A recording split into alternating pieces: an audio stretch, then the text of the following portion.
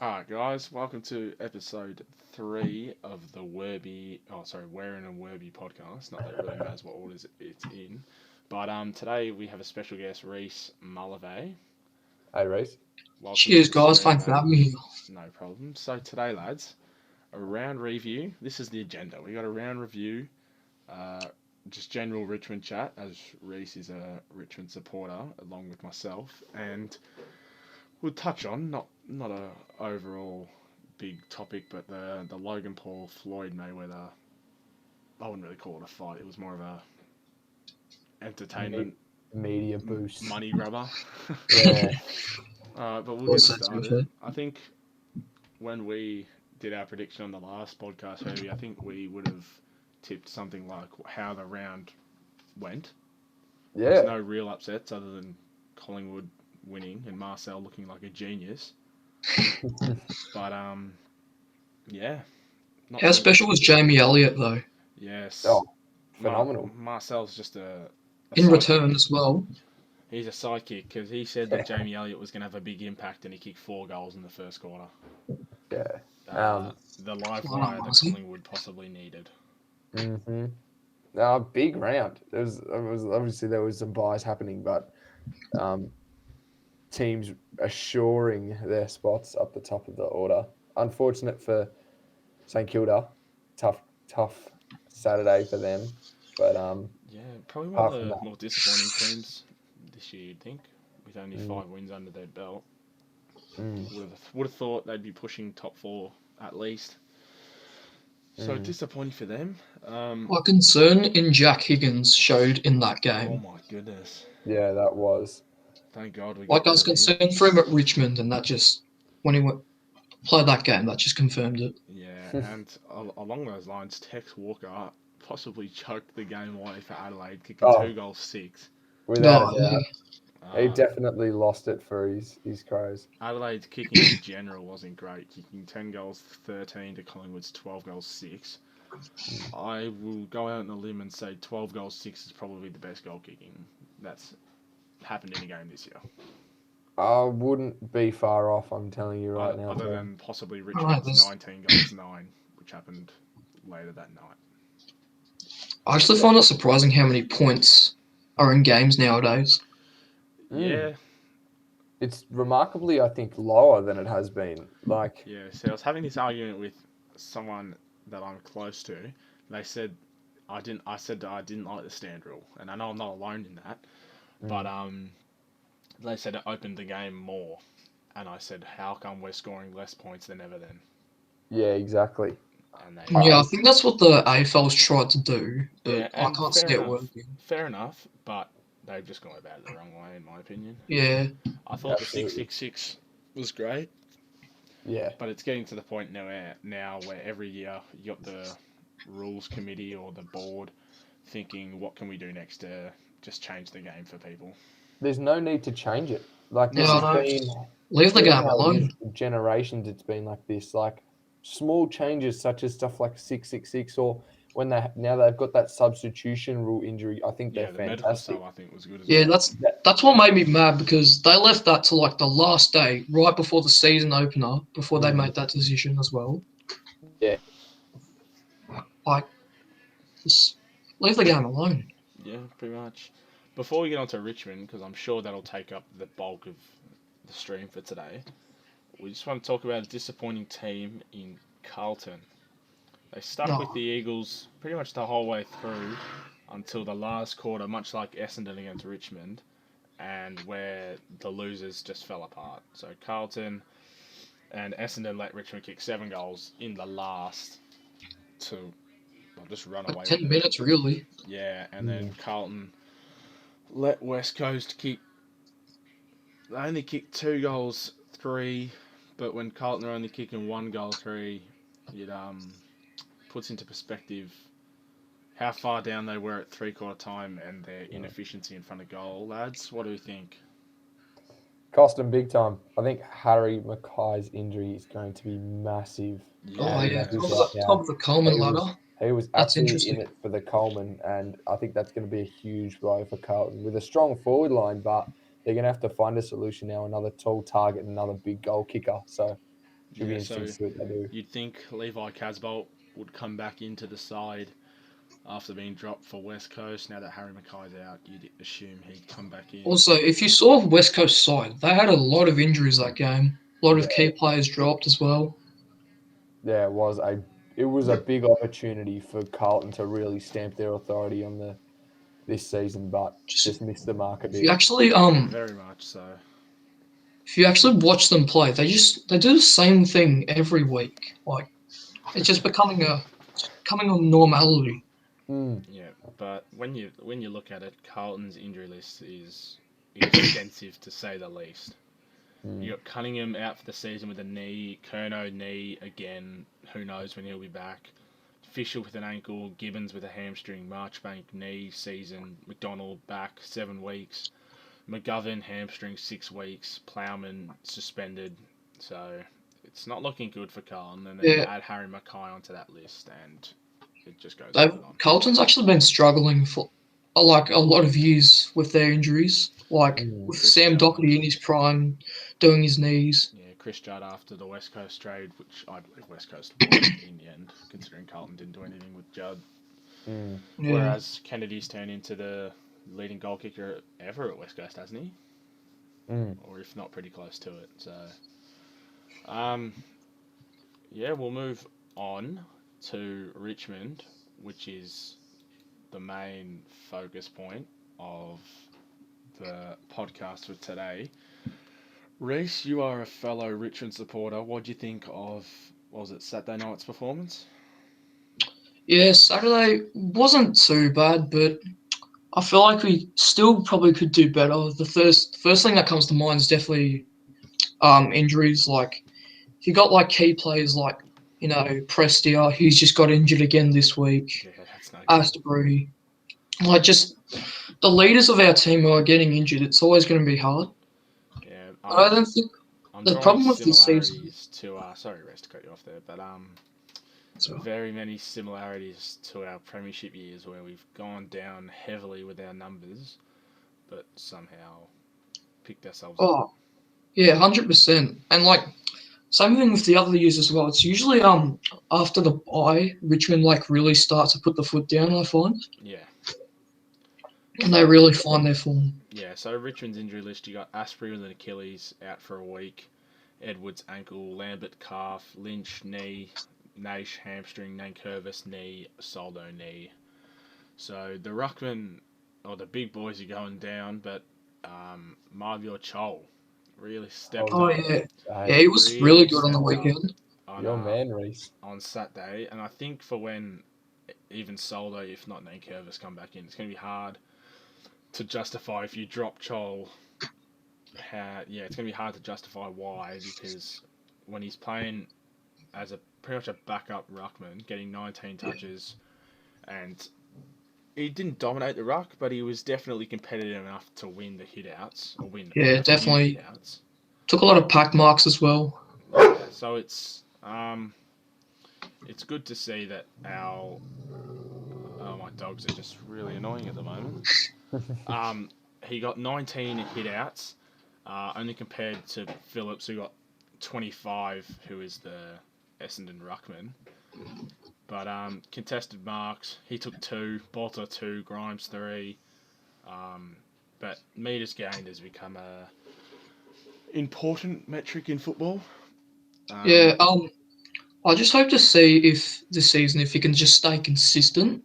Yeah. Like last few years, he's had some really good games, but then he's just sort of dropped off. The problem I have with him is that some games he just doesn't have as big of an impact as he should. Yeah.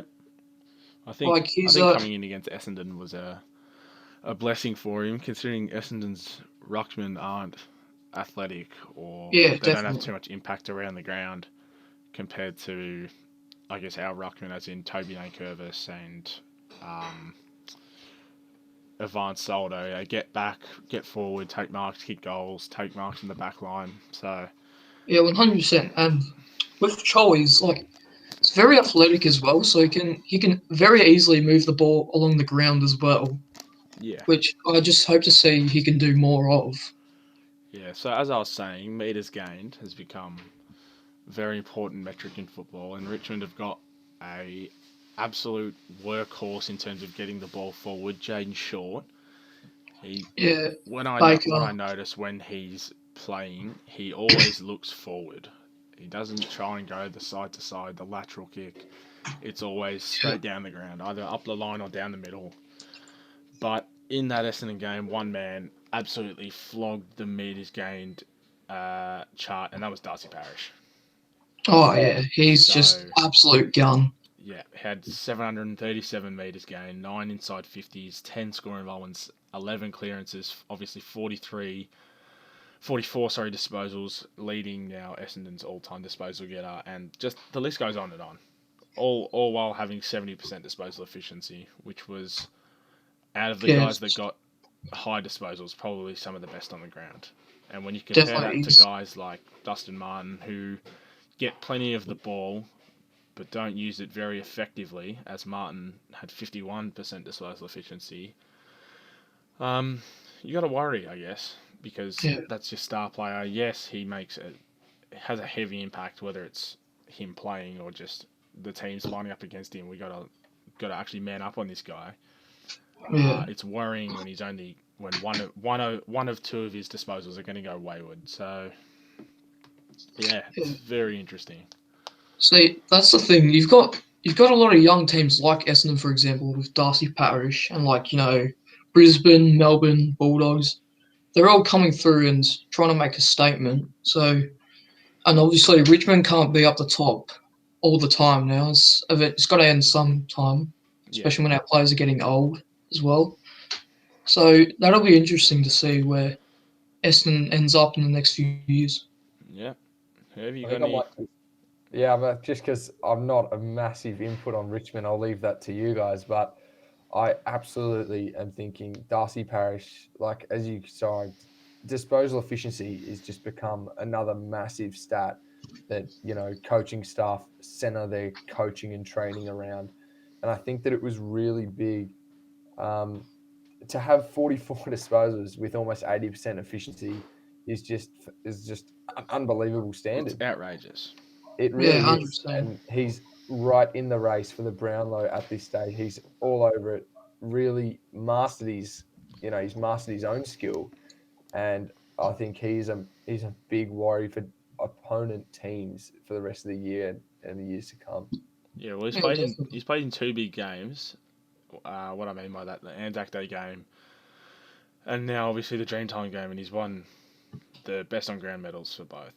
So Mm, you think about it, 31 disposals, he's averaging 8 clearances, 475 metres gained, that's 8 just score involvements. That is freakish. outrageous. That is just All amazing. whilst probably being tagged at some point by some teams. Mm. Also Definitely. getting 6 inside 50s. So I think who did Richmond throw to him on Saturday night? we started off with Prestia, as I predicted. But I don't really know. I wasn't paying attention much to that. Because it looked I like think Prestia wasn't doing too bad. Yeah, and I did say that we don't really have much of a tagger that Prestia would go to him, but he didn't really do much to slow him down. Clearly, yes. If I was a coach at Richmond, if I were to put a tagger on someone, I'd think of someone like Jack Graham, maybe. yeah, We Like saw how influential he was on Saturday night as well. Another big game for him.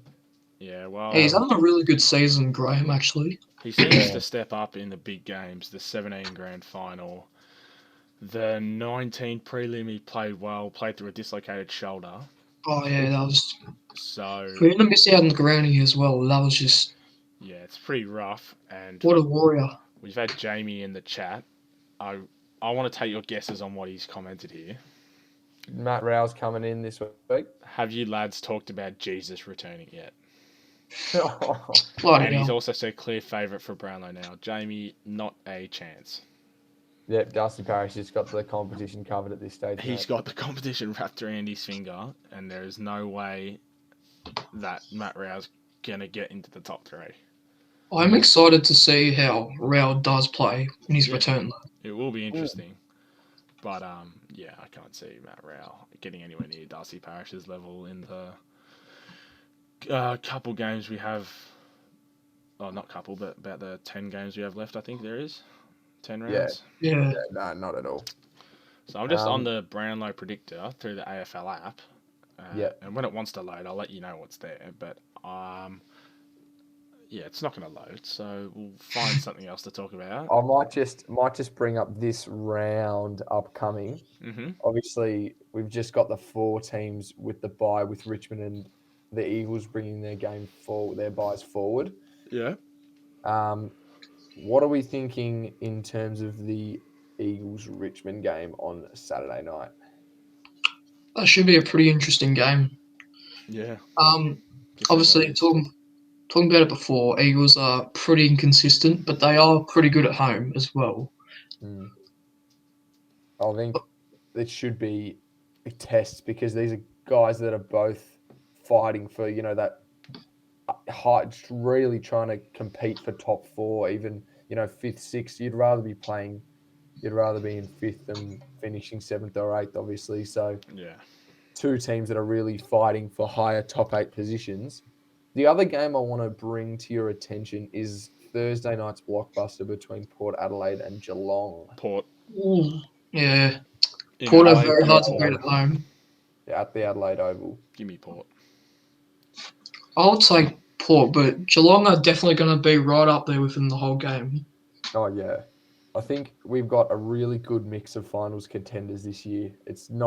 We can't pick. There's no way you could put a name to a premiership at this stage, or even, I reckon, in 6 weeks you wouldn't be able to. So Yeah. it should be a really good run home post-bye. Should be a really good end to the season. All right, boys. We've got the AFL app. I don't know who selected this, but probably some media personality. But they've selected their mid-year All-Australian team. Okay. So I'll start from the back line. You've got Lever, Mays, Stewart, Salem, Wiedering, Rich. In the mid, we've got McCluggage on the wing, McRae on the other, Oliver in the middle with Liberatore, Bontempelli and Max Gawn. Half forward, you've got Darcy Parish, Tex, Christian Petrarca, Toby Green, Harry Mackay in the full forward line. On the bench, you got Harris Andrews, Ollie Wines, Jared Lyons, and Tom Hawkins. And possibly a man of controversy, Anthony McDonald, Tip and Woody. Ooh. So I have a strong stance that Tip and Woody is one of the most overrated players in the league. He is having a good season though, but I don't know if he's all Australian level. But... And then there was a poll beneath that said who's the unluckiest player to miss out. The options were Cam Guthrie, Dustin Martin, Zach Merritt, Aaron Norton, Brandon Starcevich, Sam Walsh, or Dane Zorko. Was Clayton Oliver in there? Yeah, he was. Oh. So with McDonald, Tip and Woody in there, he had little to no impact against Richmond on Saturday night. But obviously that's not the be-all, end-all for every single game. Just because you don't play well against Richmond doesn't mean you're not a good player. Yeah. But didn't kick a goal. Like I said, had really no impact. Had 11 disposals. Didn't really do much for the Essendon Football Club, but still gets the nod. What do you think of that, boys? Well, I think small forwards, they don't have to do a lot except for, apply pressure in the forward line, just kick goals in general as well. Yep. I'm personally a big fan of him. Like, oh wow, we know not every week he's not going to perform every week, but when he's got the right support in the Essendon forward line, if he's doing well, he's going big. So we've seen, like, there was a stat on Anzac Day that got proven where if McDonald, Tip and Woody kicks 5, Essendon haven't lost a game in the last 25 instances or something. So when they really centre and focus on Tip and Woody as a target or as a crummer in that forward line, I think he can have a really massive impact. And I think Essendon really need to explore even throwing him into the midfield, because he's fast and agile, and giving him a run in that midfield, similar to what Jordan De Goey has been doing for the Pies, I think would be a really good utility to have. Yeah, but with that stat, how often? So you said 25. I'm not Mm. banking on that's very accurate, but how often is Tip and Woody going to kick 5 goals? Yeah, that's the issue. Like you've seen, he's gone cold several times this season, so he's either on or he's not. Yeah, If Essendon if he can do training to the point where he's effective in more games, I think can have a massive in the next few seasons. Could be really effective for Essendon and their plea for finals and a late finish in September. yeah. Definitely very capable. He is.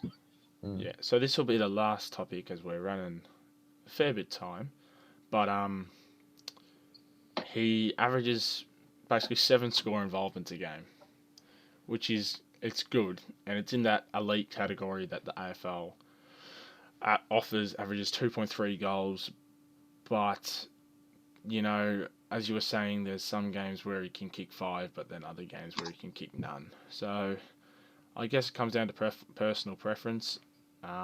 You could have gone with Sam Walsh in there. You could have gone with a lot of other options, but they've gone with Tip and Woody, and it's not the most criminal. But I wouldn't expect to see him at the end of the year. There's one thing. Oh no, you go, Heavy. I was going to say it'll be interesting to see what he can put up for the rest of the year. Obviously, he's had a reasonable start with some performances, but not so good in the others. If he can improve his consistency, should be big. Rhys? There's just one thing I want to touch base on with Richmond, if that's all right.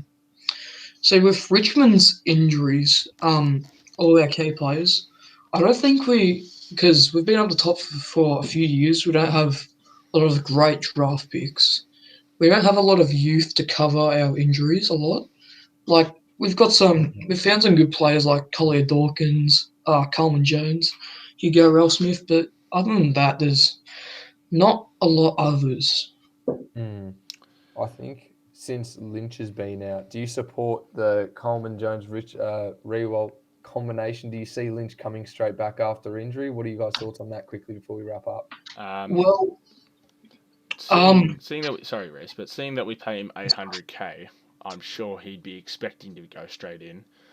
However, I do not like that decision. I think Rewalt plays a lot better with Lynch out of the side, and Coleman Jones has we kicked 4 on debut and kicked, I think, 2 on Saturday night. So he's kicked 6 goals in 2 games, and unfortunately we're going to slot Big Timber, whose only usefulness is decking blokes and getting suspended.